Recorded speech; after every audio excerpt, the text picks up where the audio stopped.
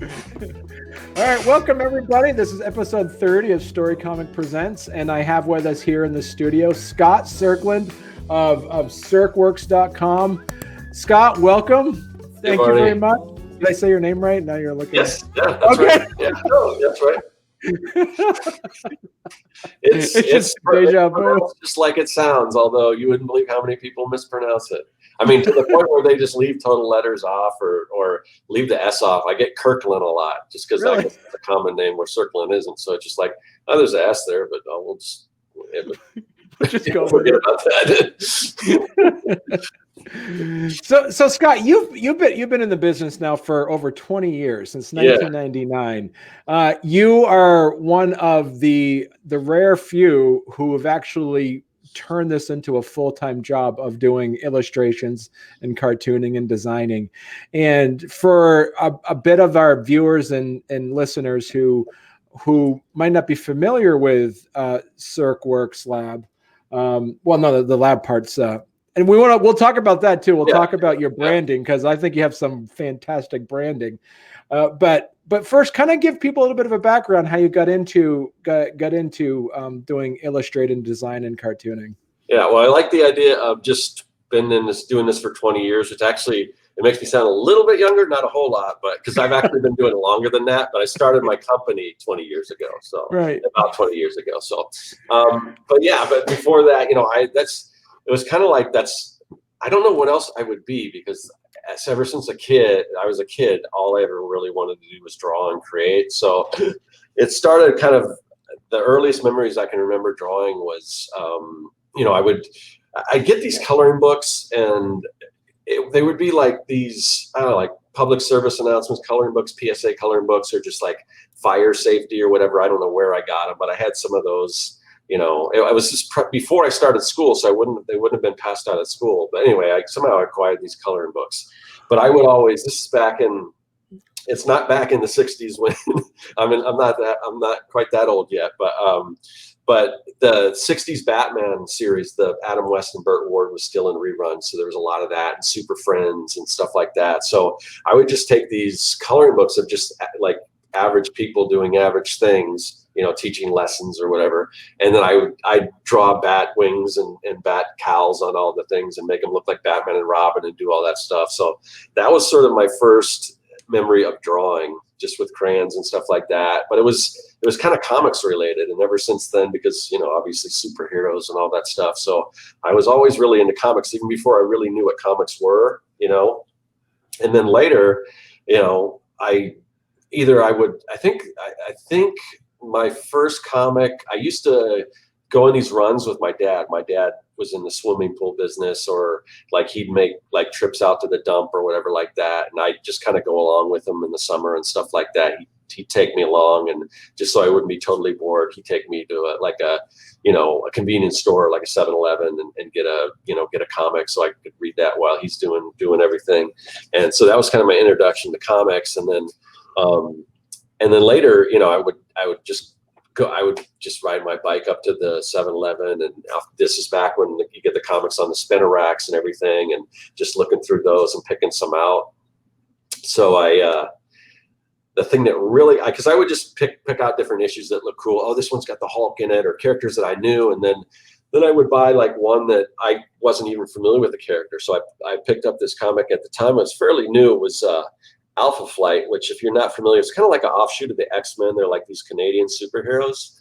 And it was by John Byrne, which at the time I didn't really know artist or whatever, but I kind of noticed the art looked a little different. I thought it looked pretty cool, and I liked the storytelling. But the first issue of that I bought was Alpha Flight number 11. And it kind of left with this cliffhanger. And it's basically, in the next issue, they alluded to that one of the people on the team was going to die. I had just started reading this, and like, oh, these people are pretty cool. What? One of them's going to die? And then so I go to the school the next day, and I'm talking to this kid, and this kid knew a lot about comics, evidently. And he says, oh yeah, he says, it's the leader of this, it's the leader, Alpha Flight Guardian. He's going to die. I'm like, no way, they're not going to kill off the leader. And then back then I didn't realize that when they kill somebody off in the comics, comic book. They don't really stay dead, so it's really no stakes involved. But actually, that character, he ended up dying. Yeah, so I'm like, but I didn't know. I'm like, what's the deal? Because I went back, eventually when the next issue came out, I got it and I read it, and sure enough, they killed off the leader of the team. And I go back to school to this kid. I'm like, you weren't kidding. How did you know this? And he goes, well, I got it. I got this at the comic book store, and they come out earlier than they do on the newsstands. And I'm like, comic book stores? There's a store that just sells comics.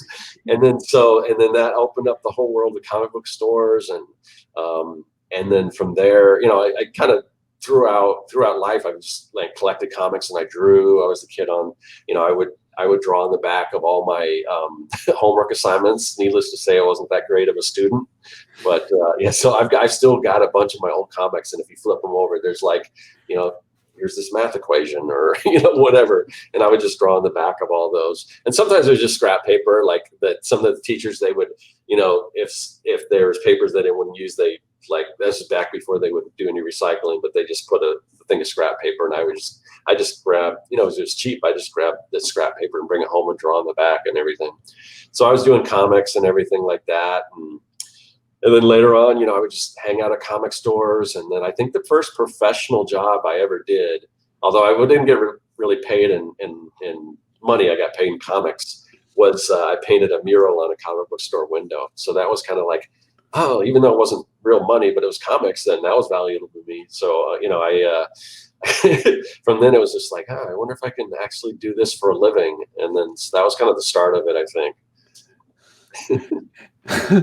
So I wanted to pull up as well for those that are listening, go, like I said, Serkworks.com, SERKWORKS.com, Serkworks. So your style itself is kind of almost, as I say, almost of an amalgamation of cartooning, but also comic book in a way as well. Your illustration pieces, and talk about where you get your inspiration from, like your style. Where did you did kind of mention John Byrne earlier, because John Byrne wrote and penciled Alpha Flight. Yeah. Was there any other artists that you kind of latched onto that made you really help define your style? Yeah. So back then, the first artist, like I said, I recognized was John Byrne, and then I discovered like George Perez, who did back then. He did a lot of DC stuff, mostly like Crisis on Infinite Earths was a big, like game-changing thing. It's still referred to today as kind of a big event that kind of sparked all these other events and everything. So George Perez, who was just amazing at creating these giant battle scenes of just hundreds of heroes and stuff, and so that was a big thing. And then eventually, and there's a lot of other artists too. I mean, there's so many really to name that I got into. But then a little later on, this sort of new artist kind of burst on the scene, Art Adams, and he to this day is still probably one of my favorite comic book artists. I've got like some of his collections and things like that, and his work today is still just as good, if not better than it ever was. But yeah, and he kind of changed the game for me. So there's those type of characters. But as far as what inspired me, other than comics, so what you're seeing now, those are some of my client work. I don't do so much client work anymore, but I used to do like game design and stuff like that. So you can see some of that. And then, but like if you go to my store, you can kind of see some of the stuff, the personal stuff that I like to do. And that's more, it's inspired by sort of, I call it like retro, like retro sci-fi or whatever. So it's kind of like, a lot of like that either old propaganda posters, or if you remember going to Disneyland, they used to have these, when you walk through, they used to have these ads for the rides, like posted on like the walls and everything. And especially like Tomorrowland, that vision of the future from back in the 50s, that was a big inspiration for me. So you'll see like those little pins right there or whatever, the retroventions. So those are just like the one is like a combination of like a Viewmaster and a Polaroid camera. So I like to take, so I also like technology. So I do a lot of like blueprint drawings and just try to invent different things. And I do a lot of robots. So I like drawing all the little gears and things like that. But yeah, so I just love drawing just all kinds of, details and all this other stuff. And then, I kind of switch back and forth. Like my comic book stuff, it's more like a hand-drawn type look. And then for like the posters and everything, a lot of that I'll go with more of like a vector style, like where I do everything in Illustrator real tight, real clean.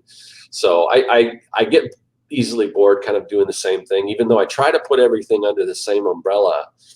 And so at the time I was like, I wanted to kind of redo, because I've been doing Circworks for a while. And then when I eventually kind of rebranded it into Circworks Art Labs, I've also always been a big fan of like Universal horror, particularly like Frankenstein, that whole science gone wrong thing, mad science in general, and like James Bond villains and all that kind of stuff. So I'm like, okay, well, what are the things I like to draw? I like to draw robots. I like to draw aliens. I like to draw zombies. And then I'm thinking, well, how do all those things kind of tie into each other? I thought, okay, well, what if it's like this clandestine, like facility, run by some crazy mad scientist who, builds robots or like experiments with alien DNA or from like a crashed spaceship, or, maybe he's developing something that breaks out and becomes a zombie epidemic or something like that. So I'm like, all these things could happen in sort of this mad scientist lab. So that's the way I kind of tied everything in together. So a lot of, when I've got like a YouTube channel, I do YouTube videos, and I always wear like this like lime green lab coat, and I've got this set that looks like an underground lair and everything. So, but yeah, so I just kind of branded everything under like a mad science supply company. Like I design, stuff for, if you are, it's kind of an audience that doesn't actually exist. There's not really too many mad science or supervillains or, anything like that in real life. Or you could, I guess that's debatable, but anyway, but like, I was like, well, where do they get, like, if you're a mad scientist, like a Bond villain, where do you get all the stuff to build all your, weapons of mass destruction or whatever? And what if there was a store that kind of catered to that person? And even though there's not a lot of, like I said, mad scientists or supervillains out there, there are a lot of people that are into geeky stuff like that. So they tend to kind of like that kind of stuff. I sell to a lot of like either people that are in the aerospace industry or engineers, or people that like tech stuff, or real geeky type stuff like that. So yeah, so that's kind of how my whole brand got started. Yeah, you mentioned it. So your brand started in 1999, correct? Yeah. And it's kind of changed. At first it was built around character design. Like I would design characters, like logo designs for people, usually involving like a character trademark for them. And then I'd spin it off into websites and everything like that. It was all just built around, it was Circworks building illustration and design with characters. And then pretty much it seemed like, and at the time, not a whole lot of people were doing that. And then, with the internet, just that seemed to be what everyone wanted to do, is be a character designer. So from there, I kind of moved away, and that's when I sort of pivoted and discovered, or kind of niched down and sort of did this mad science thing. So where I was more not really doing stuff for clients, but more just doing my own thing and then selling it online or whatever.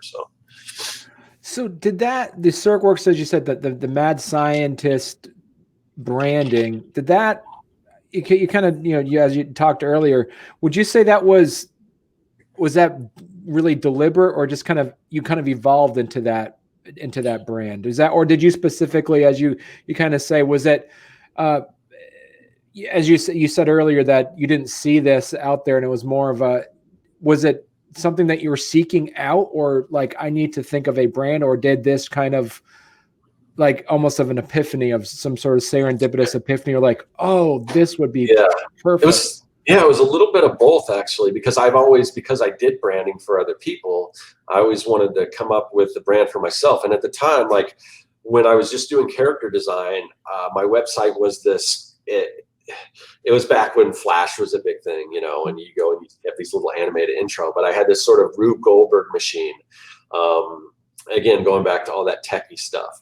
So there was this Rube Goldberg machine where it's like stuff goes through it and it spits out characters and everything. Just basically, as an idea, it said Character Builder 3000 or something like that. So that was my brand, and I really liked that. But I'm like, that kind of tied into what I was doing before. I'm like, well, I've kind of got this factory vibe, but what if it wasn't just a factory? What if it was a mad scientist lab / factory, you know, like kind of like I explained before. So it was a little bit of what I was already doing. I knew I wanted to kind of create a strong brand, and you know, I'm real big on branding.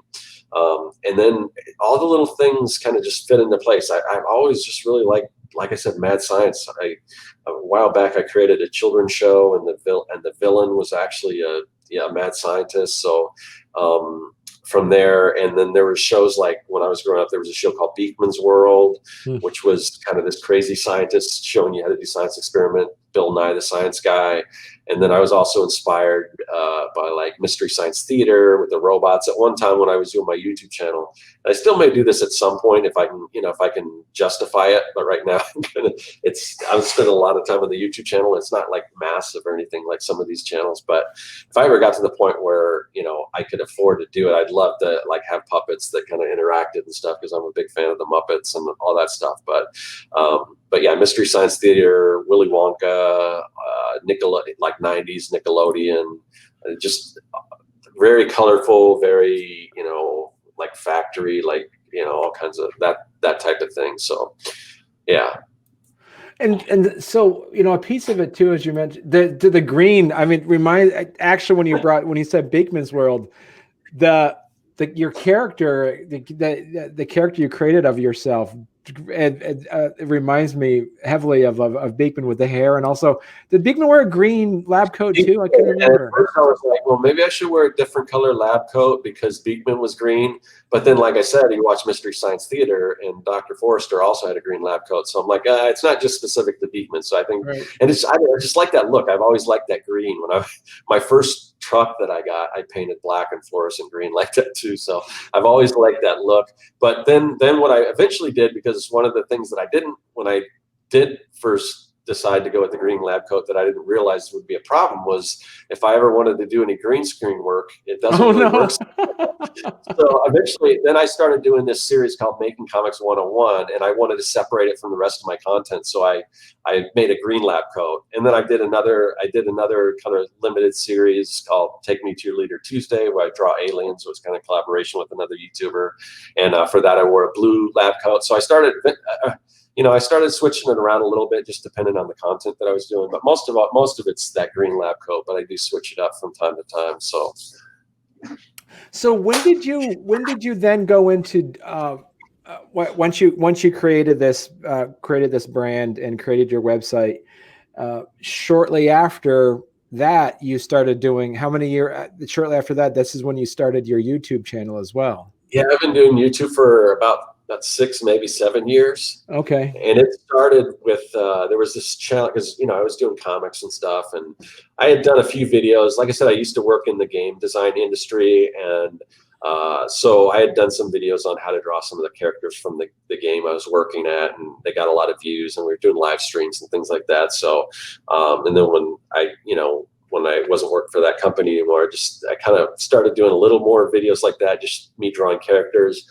And then I got involved in this challenge called the 100 Days of Making Comics, where basically the idea is it's for people that want to make comics, but they don't necessarily think they have the time. So the idea is that if you just spend 30 minutes a day and you do that for 100 days straight, and then kind of hold yourself accountable by putting it on YouTube and blogging about it, then you'll have a lot more work done, so just find a little bit of time. So I'd kind of do that, and then I'd probably spend more than 30 minutes, but the minimum is usually around 30 minutes, what was suggested by the creator of the challenge. And then, so I did that challenge, and because I was sort of new to it, because the creator, Kevin Cross, he had just started doing it on his own, just for his own benefit. And then I think one other person kind of was like, hey, do you mind if I do this? And then, so I reached out to him and said, I don't want to copy what you're doing, but I think it's cool. Do you mind if I do it? So I was kind of an early adopter to that.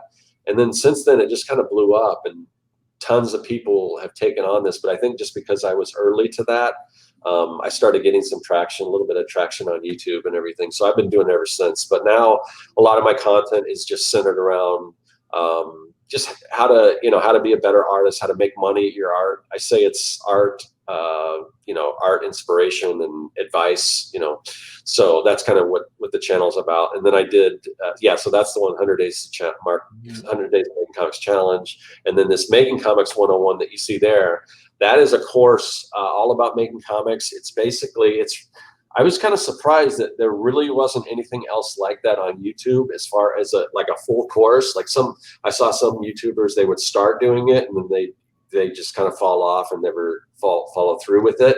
Or, a lot of the information is out there, but it's just not put together in like a series form.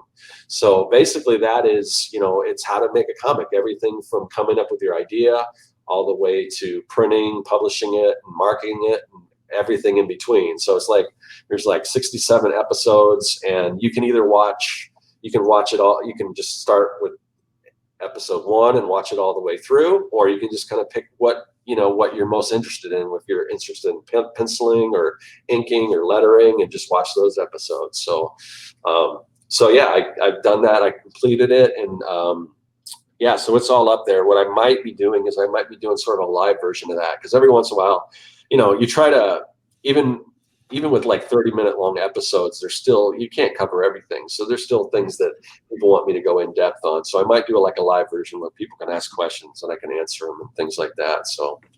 And would that be like, would you do also then looking at like making comics 102 or? I don't know, because I thought about that. If I do more, I might go more in depth, and I might even make because obviously I put all this stuff out there for free. So you can definitely, there's more than enough information for anybody. But if somebody wants to go super deep, I might make some sort of like a paid course just on one particular module, like maybe lettering or something. But the problem with 202 content is that if it's a little more advanced, it's kind of hard to get that audience, because most people that are watching like that stuff that I put out there I don't have a lot of people that are like already at the point where they might need a 202 course, right. So it's not a very good as far as like an introduction. So I don't know if I'll ever do that, and it would just be harder to do, because after you get through what I already put out there, then you have to really start to go really in depth as far as like drawing and stuff like that. So I don't know. It's a possibility, but I'd have to kind of figure out how to do that. So there's still a few different options and things I'm thinking about but for right now, like I said, I think the best option for me is just to do the Making Comics 101 live, and from there, because I'll be getting feedback from people, I'll be able to see kind of where best to go from there, based on the feedback I get. And so. You mentioned the comics. I wanted to talk a little bit about your comic series that you put out, The Young and the Dead. Yeah. Do you want to just talk a little bit about that? Yeah. So Young and the Dead is basically it's like kids versus zombies. So if you can imagine Goonies meets Night of the Living Dead, that's pretty much what it is. So it's very much an homage to all those 80s adventure action films starring kids, like Goonies, The Monster Squad, Explorer, E.T. There's just a slew of those. And then recently, obviously Stranger Things is huge right now. I've started my book before Stranger Things, and then another one that's really good is like that's a little more modern is like Super 8. But it's just my tribute to all those kid action movies that, they used to be so big back then. And you're starting to see more of those now. I've seen a few like on Netflix where they've done stuff like that too. So it's cool to see that.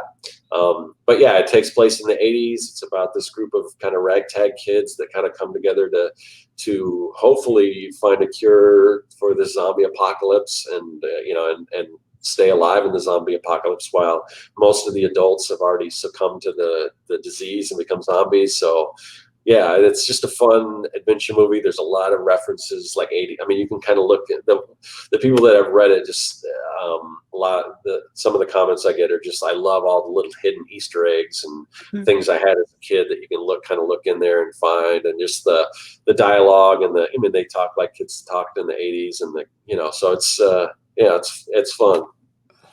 And it's because this here, and I get.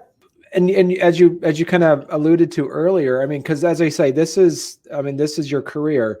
How do you make that balance between making your work accessible, but also making a living out of it as well? Well, the thing is, the comics, and I'm going to put a little caveat out there, because there's a lot of people, independent artists, especially nowadays with some of the crowdfunding platforms out there like Kickstarter and Indiegogo, that can, really can have successful comics that they produce themselves and can raise the money and stuff like that. And I've done those, and I've had successful campaigns and things like that. But by and large, at least for me, the comics themselves don't make a lot of money. It's all the other stuff that I kind of do based on the YouTube channel. I mean, they're profitable to a sense. I mean, they are profitable, but they're not enough for me to live off of. So the other thing I do is, and I kind of build awareness for this stuff through the YouTube channel, but I build digital products for comic book creators. So I've got like a digital, on my website, there's a place where I sell digital products. And basically it's like, comic book style, digital comic book brushes, comic book fonts, templates, like in different like halftones and effects and everything like that. So I've got this thing called the Comic Maker Starter Kit, which is free. Like if you go to my website, the homepage, there's a thing you can click on that, and you just sign up for my mailing list and you get that free. And then it's got just all kinds of tools for making comics. And then I've got the Comic Maker Toolkit and the Hero Design Studio, which is that's for, I mean, it's a number of different programs it works on, but like people that are into like Procreate or creating stuff on the iPad. It's basically got a bunch of different templates, like there's heads and eyes and things like that, and they're all like brushes like that you would use in either Photoshop or Procreate, and you can build sort of a template for your hero, and then you can go in and design different heroes and everything. So there's that. And right now I'm working on I think it'll be out next month, this thing called the Amazing Comic Book World Builder, and it's like the biggest thing I've ever done, and it's got all kinds of different poses you can use, it's got different expressions, it's got these different templates with all kinds of different grids and things for building your comic book pages, and like props, like different rocks and debris that you can use, and backgrounds and perspective tools. And so that's kind of where I'm starting to go into. I'm trying to build more of a passive income stream, because I'm just trying to, I work so many, if you've ever worked as an artist, those jobs usually don't stay around for very long. So even though I've worked for other companies as an artist on staff and everything, I think the longest I've ever worked for a company was like 3 years before they went under or something. So I'm like, I just got tired of that, like working and putting your blood, sweat, and tears into a company and then just getting let go or having the company fold or whatever. So I kind of at the point where now I just want to, I don't want to work for anyone again. I don't even really want to work for clients for the most part. It's, it depends on the project, but I just want to build stuff, and I want to sell it. So I'm doing that. And I'm also publishing, like I've got a series of like, let me pull them out here. So based on my Making Comics 101 series, I've got like a bunch of like worksheets and stuff. So I'm publishing all kinds of books here that, they've got like comic book templates that you can use just as a worksheet. And it's just got all kinds of different, blank comic book pages that you can use to create your comics. And then some of them have sound effects. Some of them have, this one here, hero data files. So this one's just got, like, as a kid, I would have loved to have something like this, but you got the hero, and then you can write all their stats, and you can design your heroes. And so I do that stuff. And then if American comics aren't your thing, I've got like manga size versions of, and this one's actually got, or where is it? I just saw it here. Oh yeah, this one's got, I think on one side, is it all? Yeah, one side is English sound effects, the other side is Japanese. Oh, that's awesome. So yeah, I've just been publishing books and things like that. So I just want to build just a library of different, different stuff, tools and books and things and tools for comic book creators. So where did you how did you, were those independently published or? Yeah, so you can, this is another thing I'm getting into right now. Amazon has a program called Kindle Direct Publishing. And so anyone can publish on that. And there's a bunch, if you're interested in doing, if you're an artist yourself and you're interested in doing this, you got to learn the marketing part of it. Because if you just have a cool book and you just put it up there, no matter how cool it is, it probably won't sell, just because people have to be able to find it, you know? Mm-hmm. So that's half of the problem, is you got to worry about SEO and keywords and put things in there where people can find your work. But there's a lot of people, most of them aren't artists, you know, they're more marketers, and they're putting out, really, to be honest, a lot of garbage books. But so I'm hoping more artists will get involved, so we get some more good stuff on there, and hopefully the cream will kind of rise to the top. But yeah, anyone can publish on Amazon. There's, you know, like I said, you can go on YouTube and search Kindle Direct Publishing or KDP, and then they'll show you how to kind of format everything, and you know, you create your books and you can upload them. And because Amazon is the biggest marketplace in the world, then you know, there can be a lot of eyes on it, and there's some people that become really successful with that kind of stuff. So I'm just getting into that right now, but I'm doing, you know, I've done, these aren't really in my, I don't know if I have any here. Let's see. Yeah. So these aren't necessarily my brand, but that's the other thing, is like, so even though this isn't really mad science based, I've got these hipster pug, they're coloring books, and I don't list these on my website because they're not on my brand, but they can still sell, because it's all people, you can do whatever kind of content you want. And the more kind of niche down you get, there's an audience for that kind of stuff, dog lovers, whatever. And they'll search for that stuff on Amazon, and you can sell stuff like that. So, you know, that's one of the areas I'm going into, is just trying to find all these unique niches and build, whether it's coloring books or whatever, and putting them up there, and then starting to make sales from that. So for those that are actually maybe not like a Circsworks Art Labs devotee, but they are a Scott Serkland fan, how are you going to be looking at having a different landing page for, like, say, like your hipster pugs coloring books or anything like that? Or not necessarily. I'll probably, like, some of them I might create websites for, but it would just be separate, because, like I said, there's kind of two ways to go about you know, selling your work as an artist. One is to build a brand, so people come to you because they like your brand, they like the kind of stuff you do. And then there's other people that they don't even care who you are or whatever, they just know they like dog books. Right. So, and those will still sell. I don't have to really market those as much, because people are searching for that kind of stuff. So part of it is just, you know, so I'm kind of splitting both. Like, I've heard some artists say, building a brand, don't worry about all that stuff. People concentrate too much on that, but I love that kind of stuff. So I've got my brand, and I've got the separate stuff that, depending on what you're into, you'll just find, because, you know, like I said, you'll do searches or whatever. So, and then, but, you know, I created like a little, everything here is like this Posh Puppy Press. So I've got all these different brands, and I've got, you know, so I've got the pug one, and then I've got the corgi one. I've got somewhere I got a French bulldog, and I'll just start doing, so I'll build all these little mini brands based on that, which aren't necessarily tied to, you know, Circworks, but if somebody goes to that page and then they like, say, if they've got a corgi, or they just like corgis, and they're like, oh, I got a friend that's got a pug. Let me see if they've got a pug book. Oh, they do. And then, you know, so some of that, you know, there's like another little brand here. But when you're publishing on like this Kindle Direct, you can have as many nom de plumes as you want. So you can publish, if you put out, I mean, there's people literally that have like thousands of books on there, and a lot of them are just kind of garbage. Because a lot of the other thing you can do is what they call like low content books, where it's just like a notebook, and you just design a cover, and you put a bunch of line pages in it, and it doesn't take any time at all. You're just designing the cover.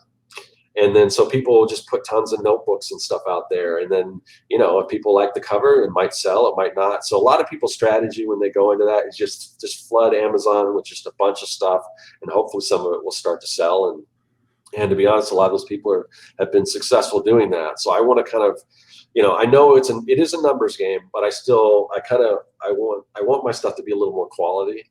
So, but it's hard. You got to kind of balance it, because if you're spending the time to design a coloring book, there's no guarantee that it will sell at all. Like I've had books that I spent a lot of time on that I put up and they just do nothing because people, and hopefully maybe someday they'll, people will find them, and you can market it. I mean, you can go, I can go and then I can create like a Pinterest page, and I can put, put a bunch of like if it's for the pug book, I can put a bunch of pictures of cute pugs, and then people are like, oh, I like this, and then you just kind of sprinkle in some of your own stuff in there, so they'll see it and like, oh, I want that book. So there's other ways to market it that don't really require using your own brand or whatever like that. So yeah. Oh wow. So we've talked about your style. Now let's get into a bit about how you create. Are you? Okay. I noticed like on your website, you talk about on your tools, you actually have some, you got your mechanical pencils, you got your pens, you got your ink. Are you Bristol board, pencil, pen guy, or are you all digital right now? I'm kind of both, but now, I mean, recently up until recently, I've done all the drawing freehand or, by hand with traditional tools and things like that for my comics. And inking traditionally, I love to ink traditionally. I just love the feel of that. But lately, there's a program called Clip Studio Paint, which is specifically designed for making comics. It used to be called Manga Studio. But I started kind of learning how to use that, and it just speeds up the process so much that now it's kind of a lot of what I'm doing now is all digital. And even before, when I do comics traditionally, I would still always do my coloring and my lettering because I'm not the best hand letterer. I would do that digitally. But so it's a little bit here and there, and there's still because I'll still review markers and like if I go, well, right now with the pandemic, I don't do that much, but if I do like an in-store signing, I'll do actual traditional sketches and things like that. So I still do that, and then content for the YouTube channel I do, but a lot of what I'm doing now is kind of move more towards digital. I heard, I've heard some really good things about Clip Studio Paint, specifically they say it's kind of designed for comic books. Yeah, and the tools, I don't know what it is, because a lot of people, like I mentioned, Procreate, and I've designed, products with Procreate brushes and everything, but for me, I tend to get spoiled after working in Clip Studio Paint because it just feels, however they design those tools, whatever kind of brush engine they have for those digital brushes, it just works so great. And I haven't really been able to get that in Procreate yet. I'm sure there's settings that I can play around with to get it to work better, but for me, Clip Studio Paint is just amazing for drawing and just all the tools that they have for creating comics. So as you kind of said, you kind of drift between like actual, physically doing it and then doing it digitally. Do you feel as though, like, as somebody who's been doing this for a while, do you feel as though that there's a sense that there's a trade-off of the ease of creating panels as compared to not having a physical representation of it? Yeah. So, obviously the big plus of having, doing stuff traditional is to have that original art. And I've got stacks of original art, and I'm kind of weird about it. I don't often sell it. Like eventually I kind of want to scan it, and I got this idea that maybe I've become a big enough success, people actually want to pay money for that stuff. But right now it's not in high demand. So I kind of hold on to my original stuff. So you definitely lose that trade out. You can do, you could always design your stuff digitally and then print out a blue line and do an ink, do traditional inks over over the printout, and those can still sell like original art. So there's that trade-off. For me, it's so with comics, I still might,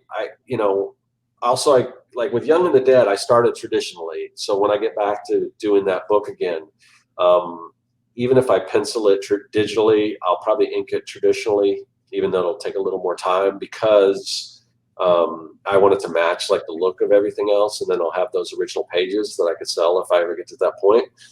But the benefit of the digital is that when you're doing commercial works, a lot of times time is money, and because you can hit undo, and because you can if you say draw a hand a little too big and you just put a lasso around it and then shrink it down and move it around or flip it, or there's just so many tools that you can take advantage of doing digitally. So it's really, it's hard. And it's like, because I do love, working traditionally. I just love that kind of, tectonic feel or whatever to it. But you kind of lose some of the expediency too. So it's kind of a coin toss. You are actually also the first person I've interviewed that has bow ties on their website to sell. That's kind of like, I figure if you're going to be a mad scientist, you might as well look good doing it. So I did got the double helix, and that brown one is actually it's like a dinosaur bones, and then the periodic table. And so, yeah, I was, those used to do real well when I did conventions. They don't sell a whole lot online, but as conventions, at conventions, I did pretty well selling the bow ties. But it's cool just if nothing else, have them on there, because it kind of just completes the look of the store and everything, Now, we did talk about convention. As you mentioned conventions, you are now to a point where you don't really because you're so full time and you have plenty of work to do. You don't do conventions, correct? Right. Well, I kind of, and this wasn't, this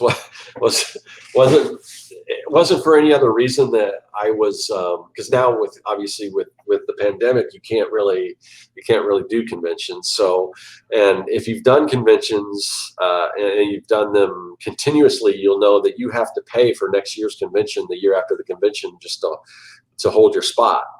And so I would always do that. I'd do my convention and I'd re-up. So basically anything I made, most of what I made from that convention just goes right back into the next convention for next year, and you don't see that. And then, so, I just kind of noticed this trend where, it's just everything seemed to be going more the way of like big celebrities, and people were there to see them, and not as much about, comic book conventions haven't been really that much about comics in a long time. It's been more about fan art and stuff like that. And I don't really sell any fan art. I like just everything that I create to be my own original idea. So unfortunately, no one knows what your original idea is. So it's really hard. It's a little harder to sell. So, where you go to a typical convention and I'm selling my own idea, and the person next to me selling like bootleg Spider-Man drawings, it's like that person's going to do pretty well, whereas mine maybe not so much. So that was always kind of a problem. And then, and whether, like I said, they were always profitable for me, but I started noticing that the profit kind of started getting worse and worse. So I was invited as a guest to a Comic-Con, a local Comic-Con, and they paid my way and everything. And that was really cool, because that was even more profit, because I didn't have to pay for another table. And I was hoping that they would keep inviting me back, but the next year they didn't. So I'm like there. And so I went there the next year, and I'm like, yeah, I don't know if this is really worth it for me. So I just decided to kind of cash out and just take whatever I made and didn't re-up. And then which was a good choice, because if I would have, then they would have still had that money sitting there, and I wouldn't be doing conventions because of the pandemic. So, Right.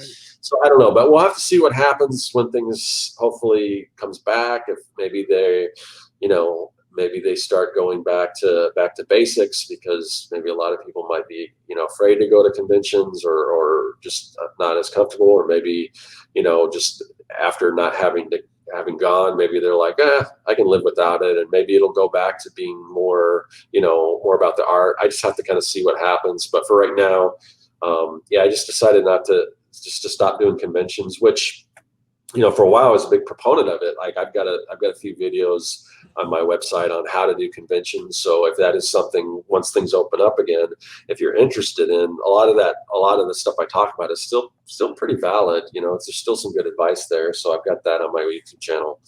I used to do a thing called Pro versus Con, which is, kind of play on words, where, con is in conventions and professional versus pro versus con, good and bad, so basically all of that. So I had that series just talking about how to exhibit at conventions and things like that. So. And so what would your advice be for those that are listening or watching this about, hey, they're saying, listen, Scott, I jumped on, I watched all your videos, I got everything on there. I also got on and I got your comic maker toolkit. I got my book out. What's your suggestion? Should I make it a web comic? Do I print it out? Should I go to a convention with this? What would be your advice for Maybe somebody? all of the above or some of the above? I mean, there's a number of different ways to do it. Like, I'm a big proponent of web comics, and there are people that have the idea that, well, if I put my stuff out for free, no one's going to buy it because they'll be able to, read it anyway. But people want to have that tangible book. I'm the same way, and I'm not. And maybe just because I'm older, I don't read a lot of web comics. Like, I'll look at them and like, oh, this is great, but I don't. I want to read I want to read my comics as in tangible form. But not everyone's like that. So I'm kind of, but I know a lot of, but no matter what the case is, if you are putting your book out as a web comic, you're building that audience, and the people, if you're building the audience by putting it out a page after page or whatever, even though they're getting it for free, they want to support you because they like what you're doing. So when you do finish that book, then you can either run a Kickstarter or some, whatever, Indiegogo, some kind of crowdfunder, and you'll be building that audience. The idea is that the thing you don't want to do is wait till your book is done and then like, here's my book. You need to build anticipation along the way. So the way I go about it is similar to webcomics, even though I've talked about wanting to do releases as a webcomic, but my biggest fear is that I'll put it out there and then and I'll get to the point where I lose my buffer, like, because I've got so many issues done, but then I'll get to that point and it's like, and I just can't produce it because, like, right now the comic's on hold while I kind of try to restructure the business and everything, and I'm anxious to get back to it, but so I think that's one of the main reasons I haven't put it out as a webcomic. But what I do, which is essentially the same model, is I talk about the process of creating comics, and I use my own comic as an example when I'm doing YouTube videos. So by that, I'm building a following, and people are aware of my comic because I'm using the pages as an example. So that's another way to do it. But my main thing is just don't wait till you're done. I mean, and don't be afraid to share your work. I'll have another video coming out of talking about some, especially younger artists, are really worried about people taking their ideas and stuff like that, and that's kind of something you kind of have to get over and just put your work out there, and because the pluses outweigh any negatives as far as, sure, maybe there's a chance somebody will steal your idea, but and ideas are really a dime a dozen. It's how you personally will tell a story. I mean, anyone could have a comic book where kids are fighting zombies. I haven't seen a whole lot of them. I'm kind of surprised I haven't seen a whole lot of them, but anyone could do that. But it's the way I tell that story that makes it different. So don't be afraid to put your stuff out there, because that's what's going to build that audience. So when you do get to the point where you want to publish it, then you'll have people that are already wanting it. And you said, as you mentioned too, you had your Kickstarter. You put out a couple Kickstarters based off of your Young and the Dead. One point that I remember, I was talking to a previous guest saying that loves Kickstarter because basically it's free market research. Mm-hmm. Yeah, exactly. If you can't fund your book, then you don't have to publish it. I mean, it's not back in the old days where they didn't have like what they have now, or print on demand, where if you want to print up a super low quantity. I mean, at one point you could go to like Kablam printing, and you could print one copy. I know you can do that through Amazon, like, Amazon KDP. If you want to, have them do your book, you can make one copy. And back in the days, you couldn't do that. You had to produce like thousands of copies because it was all offset printed, and they've got to set up plates and all that kind of stuff. So you can't just print one. But so you had to print a couple thousand, and then you've got a couple thousand comic books, and then you can't sell them. And it's like, oh yeah, I spent a whole lot of money on these. Where now you can run a Kickstarter. If it funds, great, print that many. If it doesn't, then you're not out the money. You're out a lot of time, because in order to do a Kickstarter, properly, you've got to spend some time to do it right. But you're not out any money, so it is really good. It's good, and like you said, it's good market research. You get to kind of know what the demand is. You get to know there's so many things, and you can run into the problem. You got to really be real careful with shipping, because a lot of people get killed on the shipping because they're not factoring that in the U.S. Those postal rates go up pretty much every year at certain times, and sometimes not certain times, just for no reason at all. So you kind of got to factor that in, but all this stuff, again, just like with the KDP stuff, all this stuff is out there on the internet. That's the great thing about modern times, is that anything you want to learn how to do, as long as you're willing to put in the time and the effort to learn it, that information is out there. There's no more like trade secrets or things like that, back when I was trying to figure out how to come up with a comic, I didn't even know the proper size to use or whatever. All that stuff was kind of hush hush, and you had to actually find a professional who's willing to give you some of that information. But now all that information is at your fingertips, so it's pretty amazing. And we looked at, or just here, we just showing your, and I got to tell you, your stuff you have now, you have a lot of your digital downloads are on sale now. Looking at your comic maker toolkit, for those that are on, go to circworks.com.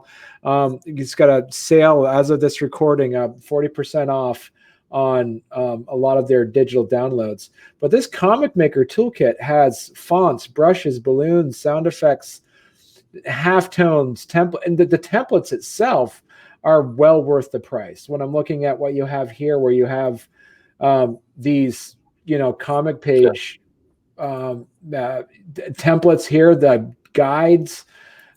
You also have them as panel layouts. You also have them on manga and American sizes, script formats, storytelling notes, storytelling tools. All of this stuff here is fantastic. My question to you for this, and I think I might have bought this already. I think I did. I've sold quite a few of them, so it's possible. Do you? So my question is, and you're also a recent addition as well to Patreon. What do you decide that you want to have for people to have, and how do you be strategic in the things that you want people to utilize as to buy on one, or through a subscription model like Patreon? Yeah, so Patreon, like I said, I'm fairly new to it. I just kind of started, less than a year ago, and I put out some information when I first launched it, and at first I got a number of patrons right off the bat. I'm like, oh man, this is amazing. And then I quickly realized, oh, you got to keep kind of pushing this if you want to keep that momentum going, which I really haven't. But I guess the difference is I just want to give some extras. Like I've got like bonus videos, and I'll release videos like my YouTube videos early, and then I've got at first it was just like a higher tier, but right now because of COVID and everyone's at home, I'm doing like a live stream with just any patron, no matter what level. If they're available to do it, I'll do a lot, just kind of a live stream together. And then sometimes I'll do I was doing drawings, I'll find a piece of artwork that I drew and then do a giveaway, like a raffle type drawing. But then I realized that was illegal. It was against the patron's service, because it's kind of like gambling. So now I got to figure out a way to not make it can't be up to chance. So now I have to do either pick out a good comment, somebody comments on one of my videos or something, and then my favorite comment or something like that, and give out stuff that way. So there's still a lot of stuff I'm trying to figure out exactly what I want to do. Sometimes I'll put tips out there, like I said, exclusive videos. So I'm still trying to figure out exactly what I want to do with the Patreon. But I always like the idea of like fan clubs, When I was a kid, I always wanted to get it. I always wanted to be like, in the either Star Wars fan club or something like that, and get like the newsletters and all that kind of stuff. So I want to kind of treat it like that too. So right now it's just kind of like I've got to invest the time, but because there's not a whole lot of patrons, like I got to make sure that I'm not wasting too much time on it, but still getting the value and everything. But yeah, I definitely want to grow the Patreon and do some cool stuff with that you just can't get, on the regular YouTube channel. So we'll kind of have to see where that goes from here. We have, because I know, because you're on Twitter, you're on all of them. I mean, do you see that your YouTube is your big one compared to your Twitter and Instagram? Yeah, basically the Twitter, I'm hardly ever on. Sometimes, like if I back a Kickstarter and it says, "Would you want to tweet this out?" then I'll tweet it out. Or if I'm really trying to promote something, I'll put something up there. But for me, what Twitter is for, and I don't get a lot of this, but if somebody wants to get a hold of me, if you tweet at me, it'll send me a notification to my phone, so I'll be able to, I'll get that and then I will respond. But I'm not really on Twitter a lot, just because there's a lot of like negative stuff on Twitter. Same with Facebook. I'm not on Facebook a lot because I just find that kind of stuff just kind of sucks the life out of you, and it's not really conducive to being creative when you're constantly going through a feed and scrolling and all that stuff. So I try to, even though I use those platforms for business, I try to stay off of them for the most part. But I'll post things to them or whatever. But I really like YouTube. I mean, I think that's my platform of choice. So that's where I am.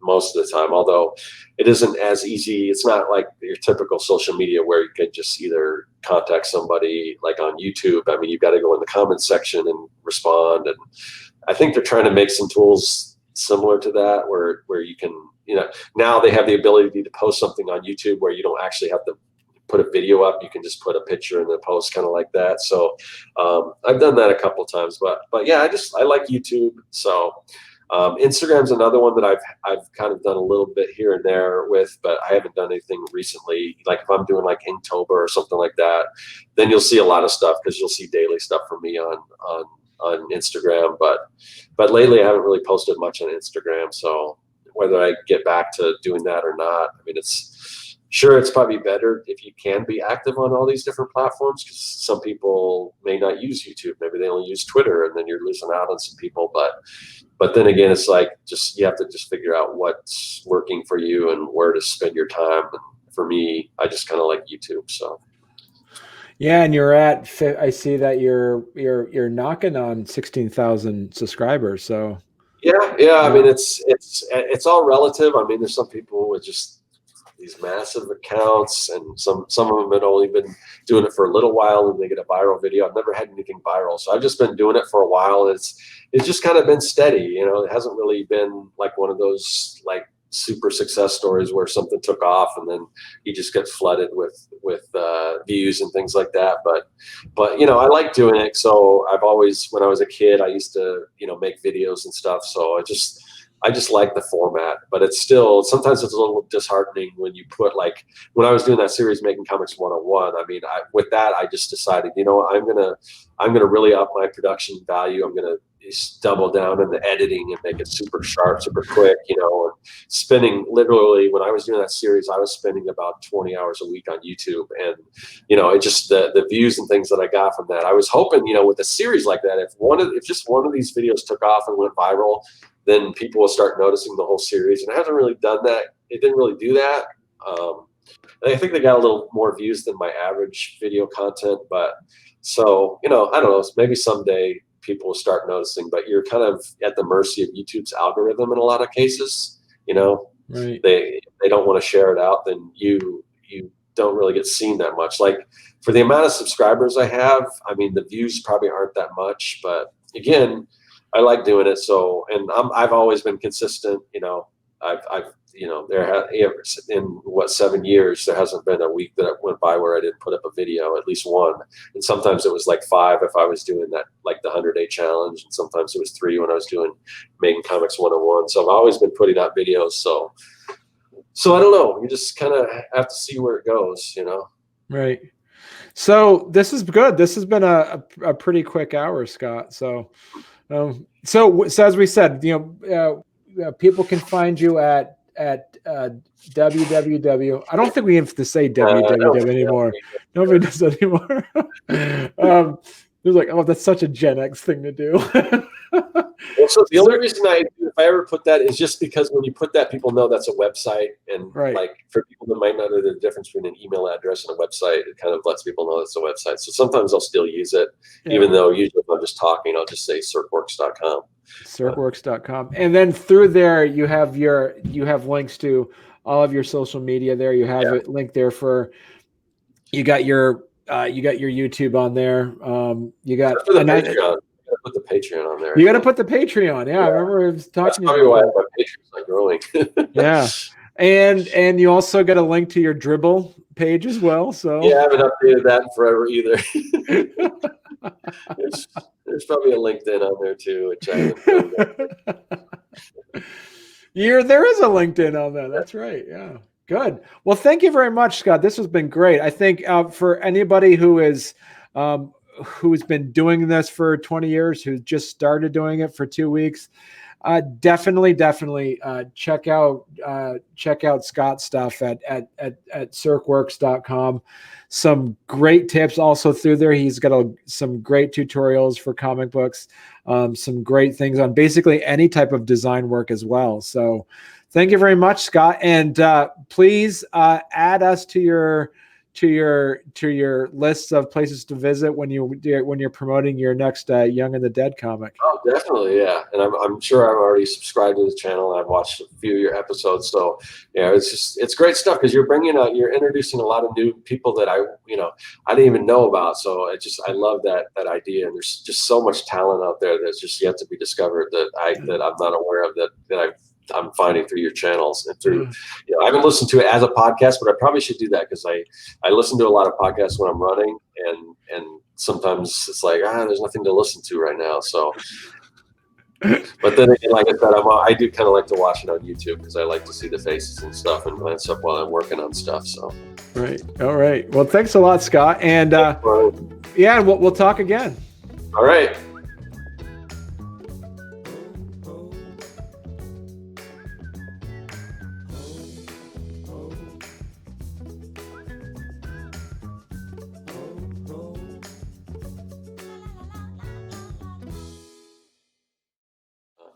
All right, here we go. All right, this time this will be better. This is for the big one. This is for the Emmys right here, Scott. Yeah, all right. Just a little dry run. You got a little practicing, a little audition. Yeah.